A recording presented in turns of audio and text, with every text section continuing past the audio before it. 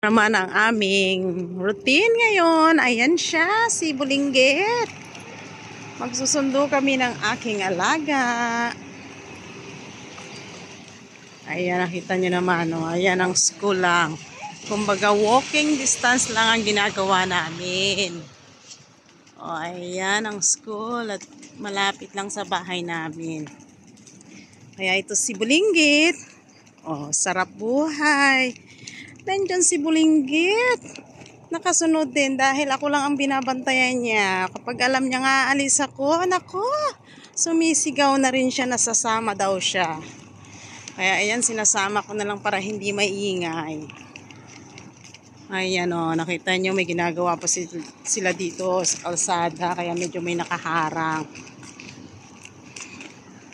Kaya ito, sundo na naman kami dahil hapon na naman. Kaya siya, ayan, sarap upo-upo niya. Ayan na. Kita niyo yung building, mababa lang dito, hindi masyadong mataas. Ito yung school. Ang ganda ng mga school nila dito. Simple lang, kahit public, pero naku, mataas ang standard ng turo nila. Nandito, naghihintay lang kami. Wala pa, hindi pa lumalabas. Ayan, naghihintay din sila sa kanilang estudyante.